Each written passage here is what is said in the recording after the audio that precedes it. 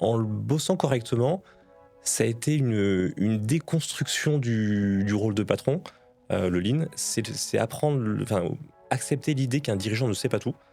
Accepter l'idée que il est plus important de créer un terrain de jeu où les équipes, alors cadre et pas cadre hein, d'ailleurs à tout niveau, puissent tester, se tromper. C'est hyper important de se tromper, c'est même fondamental de se tromper et de remonter les problèmes, ajuster et créer de la valeur. Bienvenue dans le podcast L'œil du Gemba. Ici, pas de théorie hors sol, nous parlons de réalité, de doutes et de décisions difficiles, d'amélioration continue et de ce qui fait au fond la qualité d'un leadership, la capacité à écouter et à comprendre et à progresser. Dans chaque épisode, je vais inviter une femme ou un homme qui construit, qui cherche et qui essaie. Bon bref, quelqu'un qui vit vraiment l'entreprise en allant sur le Gemba, c'est-à-dire sur le terrain. On va pas donner de leçons, on va pas raconter de success story parfaite, mais on cherche à partager la réalité, des moments qui piquent, ceux qui transforment vraiment et des apprentissages qui ouvrent les yeux. Alors installe-toi. Et n'oublie pas, tu as un Gemba de découvrir une idée cachée, une pépite, un insight et libérer ainsi le potentiel de croissance de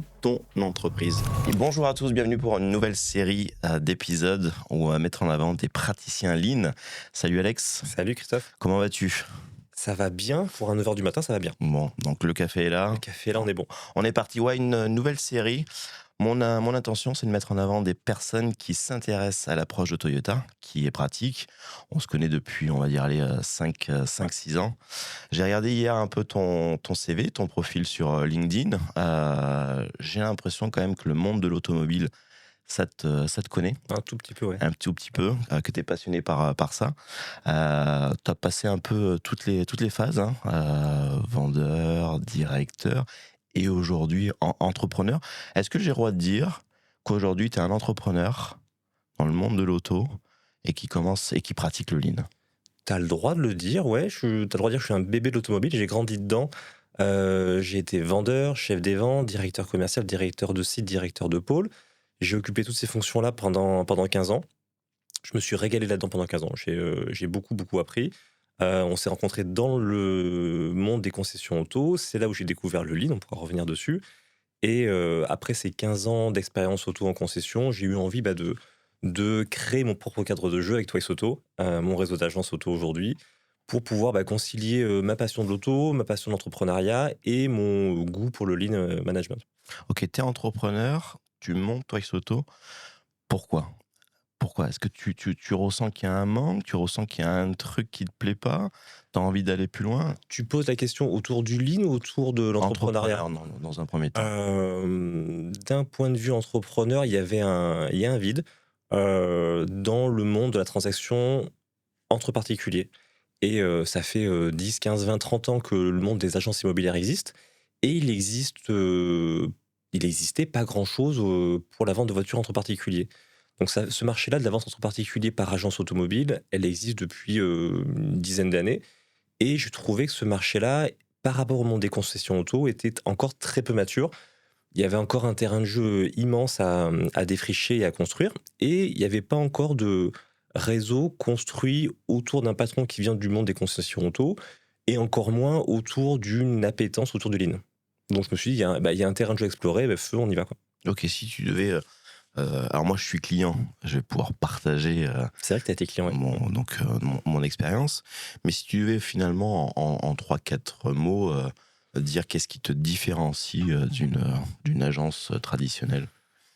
Alors, ça peut paraître un peu simpliste de dire ça, mais je pense qu'on met dans l'ADN de chaque agence une grosse, grosse dose d'humanité et d'approche locale pour les clients. En gros, les clients qui viennent chez nous, ils ont la chance d'avoir un seul interlocuteur pour la vente et l'achat de leur voiture. Et cette approche-là, ça paraît simple en disant, mais on essaye d'avoir des solutions très locales pour nos clients, très très proches d'eux, très très loin d'un gros réseau concessionnaire ou d'un gros réseau d'agences, en créant une vraie proximité. Ok. Tu as monté Twice Auto il y a combien de temps ? Je l'ai monté en 2025. 2025. C'est tout frais. Tout frais. Aujourd'hui, quelques chiffres ? Quelques chiffres, on est dans le rythme des signatures. On a signé 10 contrats. 10 contrats d'affiliation. Ok, donc on est sur un réseau d'affiliation, ouais. Okay. On a 3 agences déjà ouvertes sur Montpellier, Salon de Provence et Lyon. Et les 7 prochains seront ouverts entre décembre et mars de l'année prochaine. Ok, d'accord. On est dans le rythme, ça va. On est dans le rythme. Ouais. On est dans le bon rythme. On est un tout petit peu en avance. Ok. Je m'étais fixé cette dizaine de le passer plutôt autour de juin 2026 pour aller chercher après les 20 et les 30 en 2027 et 2028. On est un petit peu en avance. Ça a une conséquence qui est plutôt positive, c'est que moi, ce trend-là, je m'étais fixé les 10 pour pouvoir être légitime au salon de la franchise, qui est un peu la mecque pour tous les franchiseurs et les têtes de réseau. Et du coup, je m'étais fixé ça plutôt en 2027. Et du coup, on est déjà 10 agences signées en 2025. Du coup, je me suis inscrit au salon pour mars 2026. Ok, d'accord. On va mettre de côté un peu Twice, mais on va y revenir juste après par rapport au Lean. Et voilà, on va faire un saut en arrière. Ouais. Je crois qu'on se rencontre en 2020, je crois. Au moment du Covid ou juste après, ouais. 2020. Ouais. Ok, l'idée c'est qu'on s'adresse à des gens qui s'intéressent au Lean ou vont s'y intéresser. C'est quoi ton monde avant de t'intéresser à l'approche de Toyota? Je pense que j'ai découvert le Lean avec toi, peut-être dans le pire univers où on peut découvrir le Lean. Magnifique. C'est-à-dire une concession auto. Alors, je dis pas ça parce qu'il y a des gens qui sont pas bien dedans, il y a des gens brillantissimes dedans et ils sont très nombreux. En fait, en concession auto, on travaille contre deux feux ou deux flux très différents. Il y a les exigences d'un constructeur, qui a ses exigences de volume, de production de voitures et pouvoir tourner ses usines. Et on a celle de l'investisseur, qui est patron des concessions et qui dirige les concessions, qui a des exigences qui peuvent être contradictoires avec celles du constructeur, en termes de rentabilité. Et du coup, au milieu de tout ça, tu as un dirigeant, un directeur que je suis à l'époque, et tu as des équipes plus ou moins grandes. Moi, j'ai eu la chance d'avoir des équipes avec 160 collaborateurs. Et là-dedans, on doit naviguer avec des process qui ne sont pas forcément les nôtres. Quand je dis nôtres, c'est en tant qu'équipe qui doit se dépatouiller avec des problématiques terrain au quotidien. Et c'est là où le Lean est apparu avec toi, Christophe. Et ça a été, c'est un peu paradoxal, mais c'est là où on se rend compte que pour réussir dans ce type d'entreprise, il faut créer un terrain de jeu où on puisse construire nos propres solutions. Et c'était pas forcément possible en concession. Tu m'autorises de remettre un peu de contexte? Ouais, bien sûr. Bien sûr, après, c'est à toi de voir ce que tu as envie de dire, mais on est à peu près à combien de personnes? C'est quoi les volumes, la taille? Alors, quand on se rencontre, je suis directeur de pôle pour 2 sociétés avec 160 collaborateurs. D'accord. 3 marques à gérer, un chiffre d'affaires d'environ 120 millions d'euros. Ok. Donc ça fait une bonne taille de concession, en tout cas pour un seul directeur, avec une dizaine de cadres intermédiaires qui ont chacun leur service, chacun leur marque à gérer, Ok. et dans un environnement de reprise de concession qui perd un peu de sous, même beaucoup parfois, et on doit remettre tout ça dans le bon trend. Ok, donc le problème type ou les problèmes que tu as à l'époque qui vous amènent, parce que tu n'es pas tout seul dans cette démarche de rechercher des solutions et de s'intéresser à l'approche de Toyota, le Lean Management, c'est quoi le type de problème que vous avez?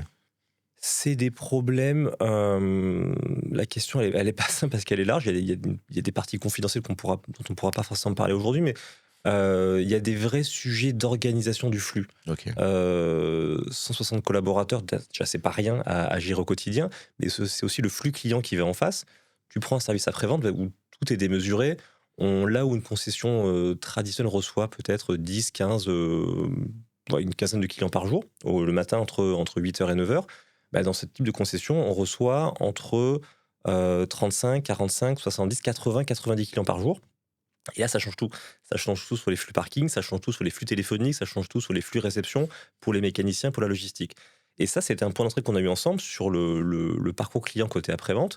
Je me souviens, on est parti de la partie enquête qualité client, et on s'est rendu compte que il y avait souvent ce retour, vous n'êtes pas joignable, les créneaux dispo sont pas top, et on attend trop à la réception. Merde, là, on a un sujet à creuser. Et je me souviens qu'on l'a creusé ensemble, et on dira peut-être pas tout ici, mais on a su assez simplement, avec 0 €, on n'a pas dépensé 1 € pour le faire, à gagner en fluidité, en gagner en satisfaction client, et en gagner en efficacité pour les collaborateurs aussi en présent en réception. Ok, alors, c'est toujours toi qui décidera de ce qu'on diffuse pas. Et encore une fois, on n'est pas en train de dire que c'est bien, c'est mal, c'est la réalité du terrain.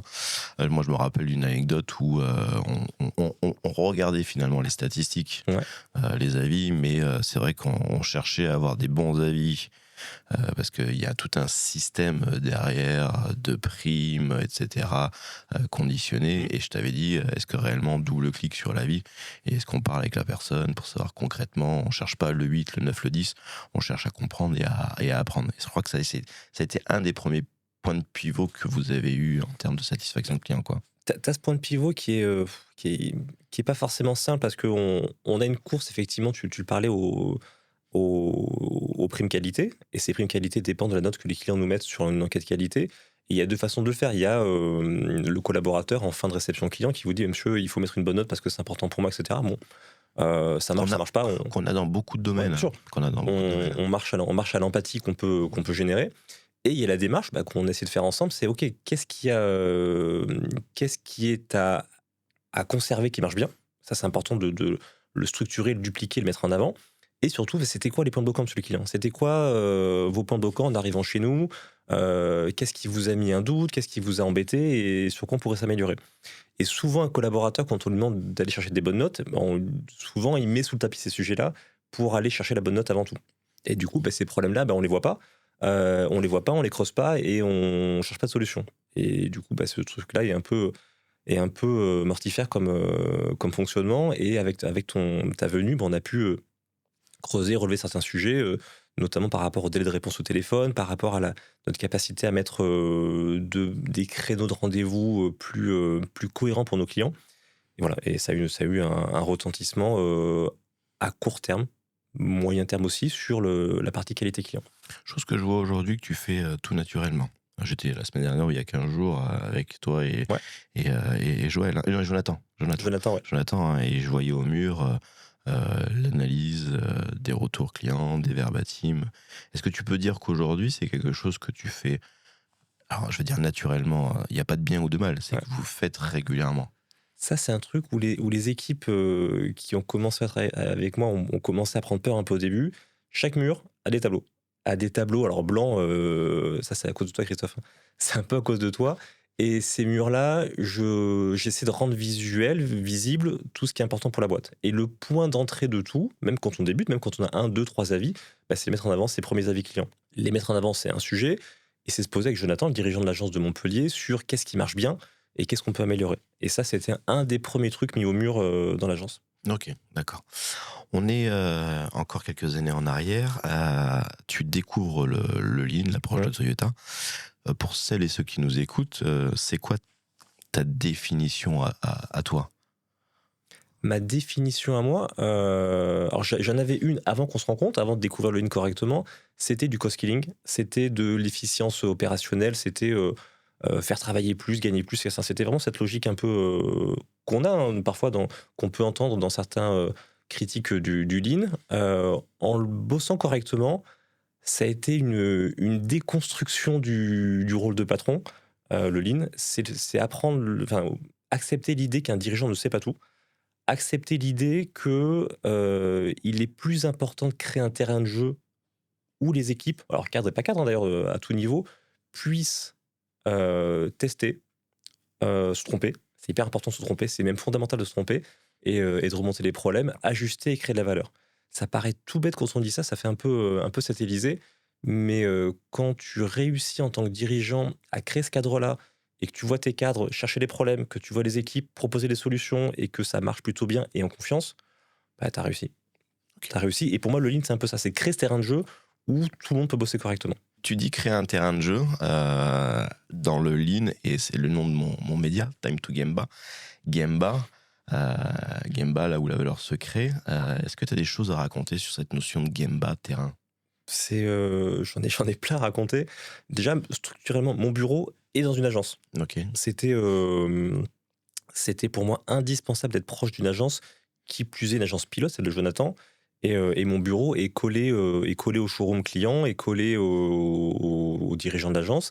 Ça me permet d'entendre tout ce qui se passe, d'être très très proche de tout ce qui se passe. Et t'as beau avoir tous les KPI que tu veux, tous les reportings que tu veux, même affichés sur un mur, le fait de voir ce qui se passe, d'entendre ce qui se passe, tu comprends beaucoup plus vite certains sujets. Alors, moi, le Gemba, je le pratique dans l'agence pilote. Je le pratique aussi au quotidien avec les agences avec qui sont affiliés, à Salon de Provence, à Lyon, et demain Perpignan, Toulouse, etc., et les autres villes. Et du coup, ce terrain de jeu, il est juste génial parce que moi, je change de terrain tous les jours quand je change d'agence et d'affilié. Et je découvre des terrains de jeu alors qui sont conformes à ce qu'on a mis avec Twice Auto en termes de cadrage au niveau de la charte graphique, au niveau de l'ADN de la marque. Et je trouve des terrains de jeu où les dirigeants ont adapté un peu à leur sauce locale. Hein. On parlait de proximité auprès des clients, mais de proximité aussi auprès des dirigeants. Tu as des dirigeants d'agence aujourd'hui qui ne sont pas des exécutants, en fait, qui ce sont des vrais entrepreneurs avec qui je co-construis un cadre adapté à chaque ville, à chaque local. Et le Gamba, c'est un peu ça, c'est aller sur le terrain, c'est fondamental. Bon, aller pour serrer des mains, c'est un sujet, mais c'est aller se poser à côté d'un agent commercial, à côté d'un prospecteur, à côté d'un dirigeant d'agence, et d'écouter, de voir comment il bosse, de comprendre comment il bosse, savoir lui poser les bonnes questions aussi, et de le mettre, ça c'est pareil, c'est fondamental, de le mettre suffisamment en confiance pour qu'il puisse me remonter ses problèmes à lui, que je n'aurais pas forcément vu, moi, depuis mon bureau, depuis mon PowerPoint ou d'un fichier Excel. Je réagis quand tu dis aller à côté. Donc, on a beaucoup de gens qui se disent au début que c'est du micromanagement ou comment les gens vont réagir parce qu'on on va proche du terrain et on va observer. Comment toi, c'est perçu? Comment c'était perçu au début de ta démarche et comment aujourd'hui c'est perçu? Alors, dans cette démarche-là, moi, j'ai fait des conneries aussi. Hein. Et le lean m'aide aussi à révéler ces erreurs-là et à les corriger. J'ai pu par moment, on en parlait avec Jonathan, le patron d'agence de Montpellier, par la proximité, faire le pompier, faire le remplaçant de Jonathan. Et parfois, quand je me retourne vers mon grand tableau, là où j'affiche tout ce que je fais, je me dis, merde, mais ça, c'est pas du tout des pièces que je dois livrer. Je ne dois pas du tout être le remplaçant de Jonathan ou le trouveur de solutions à tout prix. C'est une grosse erreur parce qu'en faisant ça, alors tu as les solutions à court terme, c'est super, hein, mais tu as un Jonathan qui s'éclate pas dans son job et c'est pas bon, quoi. C'est pas bon du tout pour la suite. Et en plus, moi, ça me prend du temps sur ce que je dois réellement produire, c'est-à-dire trouver des affiliés, développer la marque, développer les outils qui vont avec. Donc, ça, c'est important de se dire que le Gemba, c'est tout sauf du micromanagement, parce qu'en général, quand tu fais correctement un Gemba avec les affiliés, tu repars avec plus de problèmes que de solutions. C'est très bien. Cette démarche-là d'être à côté d'eux et pas face à, je sais pas forcément comment te la décrire au quotidien, mais je pense poser plus de questions que de solutions apportées en venant sur le terrain. Je pose des problèmes, je pose des questions, on repart avec des problèmes, et généralement, bien sûr, il faut trouver des solutions, on les co-construit en général ensemble et on les teste. Ça paraît tout bête quand je te le dis comme ça, mais ouais, un Gemba, si je dois le résumer, je viens en agence, on passe un moment à cadrer le terrain de jeu. Ce qui est toujours clair, ce terrain de jeu, est-ce qu'on sait où on va côté client, côté agents commerciaux, côté développement? Ok, on est clair. Ok, qu'est-ce qui se passe côté livraison? Qu'est-ce qui se passe côté enquête qualité, enfin, satisfaction client sur les avis Google? Qu'est-ce qui se passe au quotidien avec les agents commerciaux? C'est quoi les points bloquants? Et pas plus. Pas plus. Et si je me rends compte à un moment que quelqu'un ose pas me dire quelque chose, c'est que j'ai fait une connerie. C'est que je suis pas dans mon job. Je me rappelle d'une anecdote, hein, on en a plein tous les deux, mais tu me dis que si toi aussi ça t'a marqué. On était avec, je crois que c'était Julien, où on se posait la question on a 8-9 rendez-vous aujourd'hui et on aimerait aller à 20, 25. Qu'est-ce qu'on est en train de mettre en place? Et je me rappelle qu'on avait fait l'atelier Cocotte, le fameux atelier, le fameux où on s'était dit attention, on va pas se faire piéger, on va d'abord aller sur le terrain pour comprendre la situation. Et on était allé au service client. Je sais pas si tu te rappelles. Au service client, qui est aussi sur la télépro, qui s'occupe des appels entrants. Ouais. Exact. Si on tire la pelote, tu te rappelles de cette expérience ou pas? Je me rappelle de ça. On a un chef de service, Julien, même directeur après-vente, qui a un des plus gros services à gérer. Et dans sa feuille de route, il a une exigence de rentabilité à aller chercher. Et il a le sentiment d'être au taquet de ce qu'il peut faire en termes de prise de rendez-vous. Pour autant, il a les mécaniciens qui pourraient absorber plus. Il dit merde, il y a un problème de flux, je comprends pas. Et en parallèle, quand on appelle le call center, bah non, on ne prend pas plus de rendez-vous, il n'y a pas plus de clients, ça marche pas. Et là, le plus simple, on était face à nos PowerPoint et fichiers Excel et KPI. Ben, on prend la voiture, on va voir le call center et on va essayer de comprendre peut-être qu'il y a un truc à craquer pour fluidifier ça. Et c'est ce qu'on a fait. Et on s'est rendu compte sur un truc tout bête de paramétrage du système informatique qu'on bridait la prise de rendez-vous.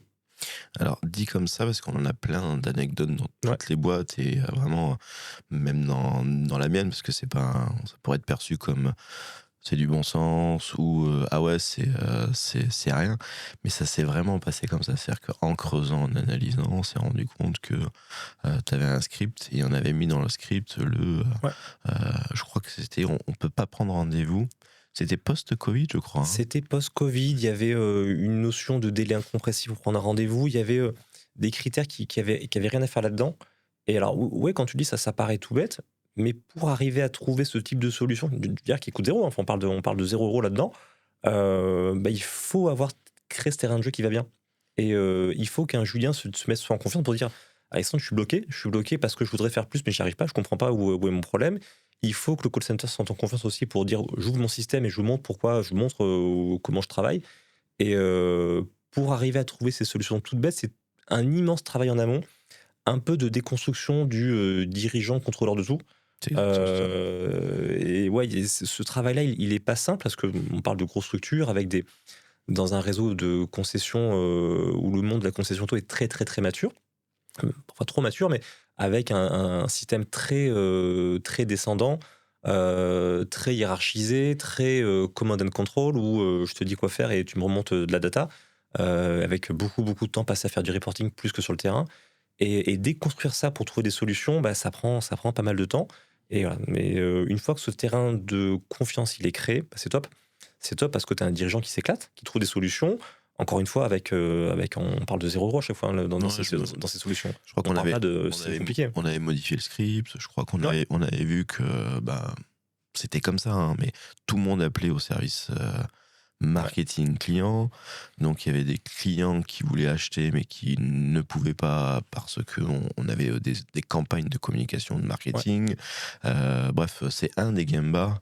Alors bien sûr, c'était une succession de Gemba, hein, mais comme tu l'as dit, c'était moi en tant que dirigeant, je déconstruis, mais les équipes aussi, comment on crée du confort, comment on les remet sur des sujets qui a du sens pour elles. Je crois que c'était une équipe que de femmes, hein, je crois. Ouais. Euh, donc, Et ça, tu vois, cette expérience terrain pour craquer des solutions qui paraissent simples quand on le dit, je l'ai chez Twice Auto encore aujourd'hui. J'ai décidé récemment d'internaliser la téléprospection. La téléprospection, c'est dans le flux de création de valeur pour Twice Auto. Si tu n'as pas de prospect, tu n'as pas de mandat, tu n'as pas de vente et tu n'as pas de rentabilité et pas de marge arrière pour moi. Donc forcément, c'est un élément fondamental d'avoir des prospects à aller prospecter au quotidien. Et, et pour avoir des prospects, il y a deux façons de faire. On forme les affiliés et les agents co à appeler, téléprospecter. Et on peut aussi faire appel à des services de télépro externalisés. J'avais ce service-là, bon, ça marchait correctement. Mais je m'étais dit, est-ce qu'on peut pas faire mieux en ayant la valeur chez nous, en maîtrisant mieux la valeur chez nous. Donc j'ai fait le choix, j'ai embauché 2 personnes en CDI, avec cette idée, encore une fois, j'impose pas un système, je le co-construis avec les agences. Donc je réunis les affiliés, on pose le cadre, j'embauche 2 télépros qui vont vous créer des rendez-vous. Par contre, on va le faire dans une version Twice Auto. Je ne mets pas forcément le mot-ligne dedans, mais je mets dans la version co-construction de l'offre. Chaque agence a un WhatsApp dédié avec son télépro. Chaque agence a pu faire son brief. C'est quoi mon client parfait que je veux dans mon agence de Salon de Provence, de Montpellier, de Lyon, qui peut être un tout petit peu différent en fonction des villes et des appétences des agences. Et donc on lance le sujet. Ça démarre plutôt bien, je suis content. Ça prend des rendez-vous et ça va dans le bon sens. Et à la fin du mois, les affiliés m'appellent. Alex, ouais, ton truc, il est top. On veut plus de rendez-vous. Donc, il faut que tu embauches plus de téléprospecteurs. Là, moi, j'ai le réflexe ligne. Je dis, OK, les gars, merci pour votre retour, c'est top. Et on continue comme ça. Et j'ai le réflexe d'un sujet dont on avait parlé ensemble sur Aramis. Alors, de taille, ça n'a rien à voir en termes de taille. Je ne compare pas ce qui est forcément comparable. Mais si on se souvient bien d'Aramis à Donzère, qui voulait créer une deuxième usine de reconditionnement de voitures dans une autre ville, ils se sont posé la question, est-ce que l'usine fonctionne correctement? Est-ce qu'il n'y a pas des sujets à craquer avant de créer une deuxième usine? Moi, modestement, à mon échelle à moi de téléprospecteur, je me suis dit, est-ce que ce que produisent les télépros est suffisamment quali? Est-ce qu'il n'y a pas du déchet? Est-ce qu'il n'y a pas des choses à creuser? En fait, quand tu creuses un tout petit peu le sujet avec les télépros, ils ont un taux de no-show qui est important, qui est encore un peu important et qu'on peut améliorer. Et du coup, c'est ce qu'on travaille aujourd'hui. On travaille avant de travailler la quantité dans l'absolu avec un troisième télépro, un quatrième, un cinquième, on se pose la question, OK, on a 2 télépros qui tournent bien, qui font un volume de X centaines d'appels dans le mois. Sur cette centaine-là, on a X taux de no-show ou de non-réponse ou de rendez-vous qui viennent pas ou trucs pas quali, bah, on creuse ça, on décortique pièce par pièce. C'est ça comment on peut le bosser. Et on s'est rendu compte que les télépros, jusqu'à présent, ne maîtrisaient que la partie téléprospection, prise de rendez-vous, pardon. Ils ne connaissaient absolument pas comment se faisait le rendez-vous client en agence et comment il se transformait en mandat, puis en vente. Et du coup, on a pris la décision que ces téléprospecteurs-là allaient pouvoir être aussi agents commerciaux dans l'agence pilote de Montpellier. Et du coup, ça leur a permis d'ouvrir un peu leur chakra, de se dire, OK, quand je prends un rendez-vous mandat, voilà ce qui se passe derrière, voilà comment le client vient, voilà ce qu'il a compris de la prise de rendez-vous téléphonique, ce qu'il a compris de Twice Auto, et du mandat, comment ça se passe derrière. Et là, on est en train de... Alors, je dis pas exploser les chiffres, on est en train vraiment de s'améliorer très, très, très fortement en termes de qualité de prise de rendez-vous. Et en gros, maintenant, tu as des télépros qui prennent des rendez-vous comme si c'était pour eux en tant qu'agents commerciaux. Et le retour après que j'ai des affiliés, bah ouais, Alex, ok, c'est cool. On a diminué en nombre de rendez-vous pris physiquement, mais chaque rendez-vous est beaucoup plus quali et vient mieux rendez-vous. Ok, Donc ça, c'est top. Donc via ton anecdote, tu viens vraiment d'expliquer que le Lean, c'est un système d'apprentissage. On gère des courbes d'apprentissage et aujourd'hui tu viens de créer les conditions où certaines personnes ont eu la possibilité de progresser et se doter de nouvelles compétences, connaissances, etc. etc. Et surtout, j'ai 2 télépros moi, que j'ai positionnés en patron de leur centre de profit.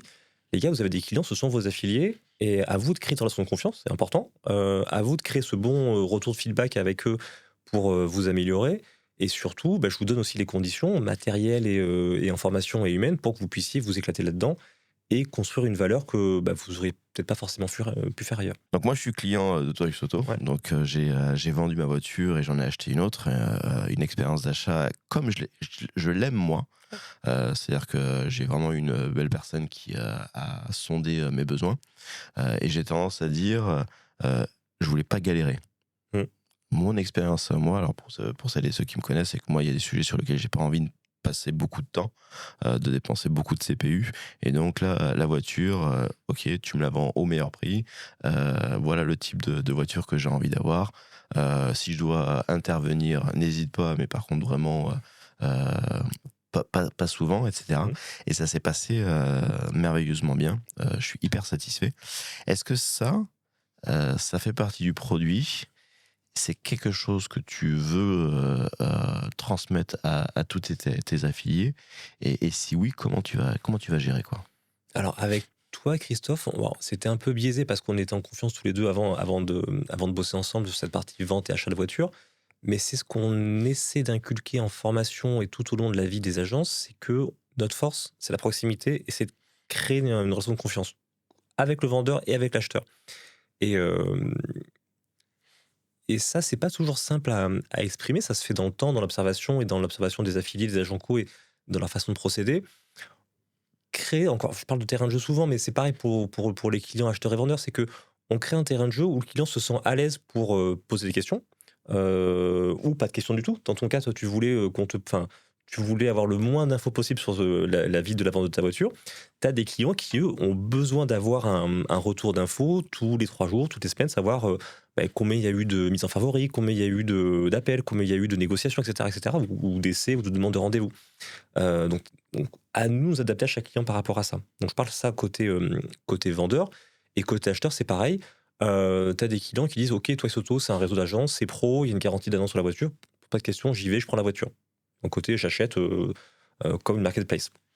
Tu as des clients qui attachent une importance à qui j'achète.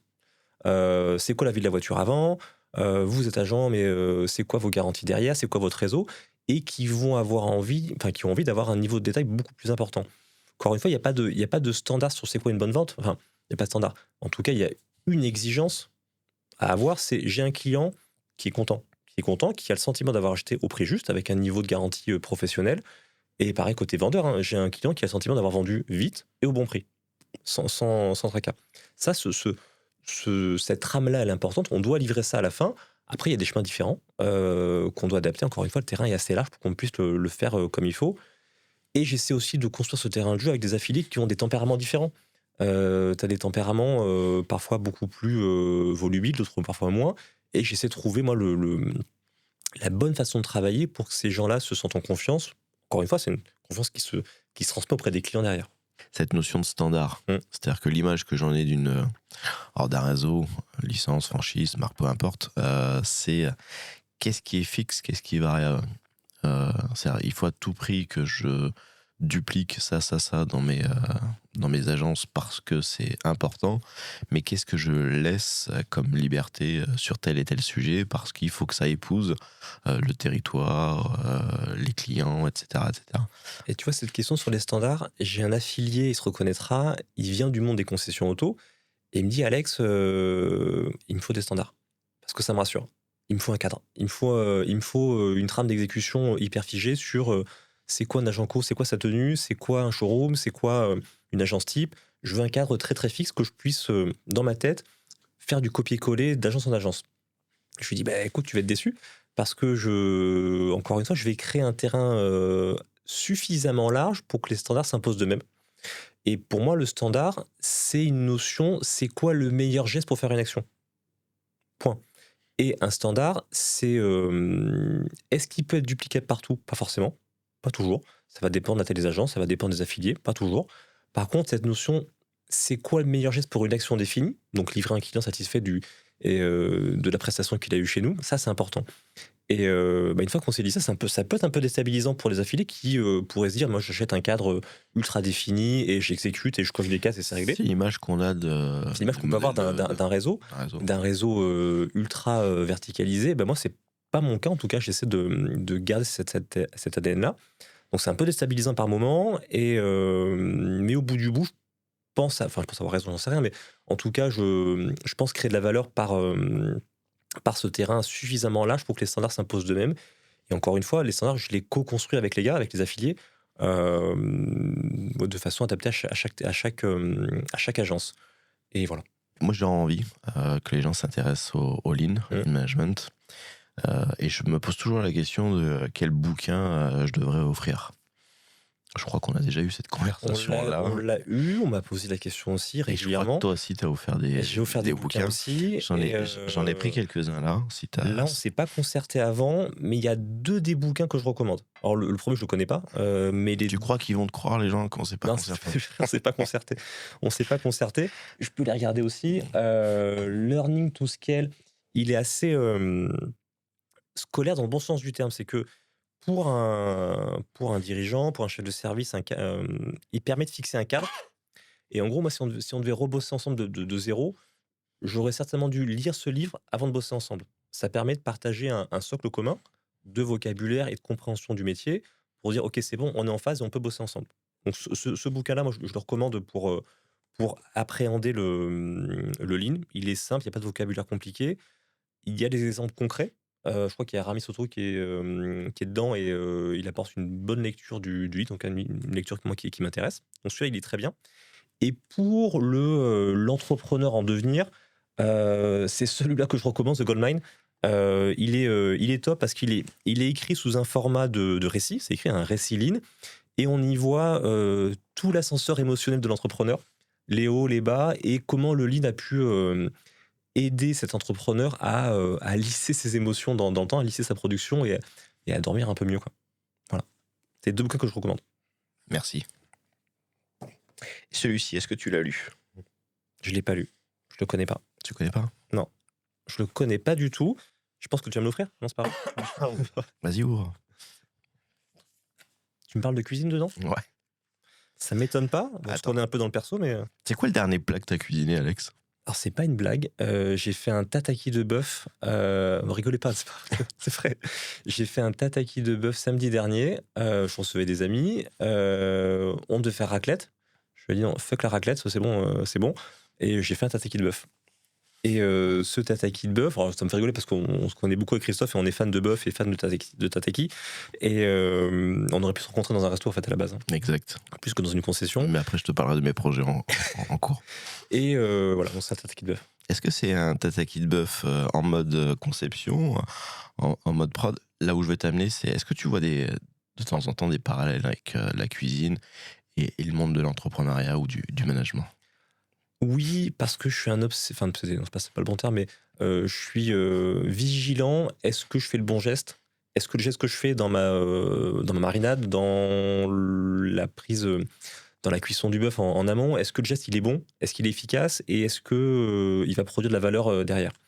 Et quand je dis ça, je parle de comment je coupe mes légumes, comment je prépare ma marinade. Est-ce que j'ai pas de temps mort dans ma production lorsque je produis mon tataki? Et derrière, mon produit, il est OK, c'est bon, il est mariné, il est fait. Comment je le livre après à table? Il y a des sujets en permanence. Ça s'applique à la cuisine, ça s'applique à la gestion de ta fille le matin pour l'emmener à l'école, ça s'applique tout le temps. Voilà. Merci infiniment. Je t'offre ce bouquin. Je Merci sais beaucoup. que tu adores la Merci cuisine. beaucoup. C'est vraiment une perle, donc Top. je te l'offre. Merci beaucoup. Je voudrais te faire un dernier petit cadeau. Je voudrais t'offrir un daruma Super. qui vient du Japon. Est-ce que tu sais ce que c'est un daruma? Un daruma, moi je vois ça comme un totem, presque un totem d'immunité, dans le sens où il me protège de tous les vices qu'on peut avoir en tant qu'entrepreneur ou manager, de sortir un peu de l'objectif qu'on s'est fixé. Ok, donc être focus, pas se disperser, etc. Ouais. Je crois que je t'en avais déjà offert un petit, Oui, mais il m'a été subtilisé, volé par ma fille. Ouais. oh. J'en suis désolé. Ah bah, tu sais que moi, mon vœu, c'est toucher 100 000 personnes par mois. Est-ce que toi, tu as déjà ton vœu? Tu l'as déjà matérialisé? Mon vœu à moi, Ouais. il est fixé il est fixé en termes de KPI, de développement d'agence, etc. Ok, ça s'est fixé. Si- Je t'invite à y réfléchir. Ouais, je vais y réfléchir, je vais poser ce sujet-là. Et peut-être que dans quelques temps, tu pourras revenir en me disant, bah voilà, mon vœu, c'était ça. Avec grand plaisir. Et voilà comment on s'est rapproché de ça. Top. Merci infiniment, Alex. Je retiens plein de choses. Merci, Je Christophe. retiens le lean est un mécanisme de déconstruction, de construction et déconstruction de nos idées fausses, de nos croyances, ou les choses qui finalement on pense que, mais dans la réalité ça se passe pas réellement comme prévu. Pour ça, il faut créer un terrain de jeu. Je crois que c'est ça a été tes termes. Et donc, sous-entendu, un terrain favorable à je peux venir discuter avec vous, créer les conditions où les gens peuvent tester, explorer. Ouais. Et merci infiniment parce que c'est Time to Gemba, cette pratique de management où je vais sur le terrain pour m'intéresser aux gens. Tu l'as bien dit, à partir du moment où les gens ont du mal à répondre à tes questions, tu nous as donné ton tips à toi. Ça veut dire que peut-être que je suis en train de poser des questions pas les bonnes, ou etc. Et donc, ça, c'est un retour d'expérience très enrichissant. Bon, tu sais que dans le Time to Gemba, on va sur le Gemba. Ouais. T'aimerais que j'aille sur quel Gemba? T'aimerais voir un prochain épisode où? J'adorerais voir un Gemba dans une brigade dans un grand restaurant. Voir ce fonctionnement-là, cette fourmilière, et le lien brigade, côté cuisine, côté restaurant, ça me ferait kiffer. Allez, c'est parfait. Merci beaucoup, Alex. Merci. Et n'oublie pas, tu as un Gemba de découvrir une idée cachée, une pépite, un insight et libérer ainsi le potentiel de croissance de ton entreprise.